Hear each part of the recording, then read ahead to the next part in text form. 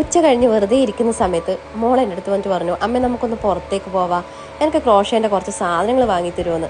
ഇത് ചോദിച്ച് എൻ്റെ പിറകെ നടക്കാൻ തുടങ്ങിയിട്ട് 2-3 ദിവസമായി. ഞാൻ പിന്നെ സ്കൂളില്ലാത്തതുകൊണ്ടൊന്നും വാങ്ങിക്കൊടുത്തിട്ടില്ല. ഇവർ സ്കൂളിലെ വർക്ക് എക്സ്പീരിയൻസിൻ്റെ ടീച്ചർ ക്രോഷേ പഠിപ്പിച്ചു കൊടുക്കാൻ പറഞ്ഞിട്ടുണ്ട്. എനിക്കിതിനെക്കുറിച്ച് യാതൊരുവിധ ഐഡിയ ഇല്ല, എന്തെല്ലാം വാങ്ങേണ്ടതെന്നോ ഒന്നും അറിയില്ല. എന്നാലും നോക്കാമെന്ന് പറഞ്ഞിട്ട് നമ്മൾ രണ്ടാളും ഇറങ്ങി. അതിൻ്റെ സന്തോഷമാണ് ഈ മുഖത്ത് കാണുന്നത്. നമ്മൾ നേരെ പ്ലാത്തറയിലെ ഒരു ഫാൻസിയിലേക്കാണ് പോയത്. അപ്പോൾ ഫാൻസിയിൽ നിന്ന് തന്നെ ഓൾമോസ്റ്റ് എല്ലാ സാധനവും നമുക്ക് കിട്ടി. ആഗസ്റ്റ് 15 സ്വാതന്ത്ര്യ ദിനത്തോടനുബന്ധിച്ചുള്ള കൊടിയും കാര്യങ്ങളെല്ലാം വന്നിട്ടുണ്ട്, കാണാൻ നല്ല രസമുണ്ട്.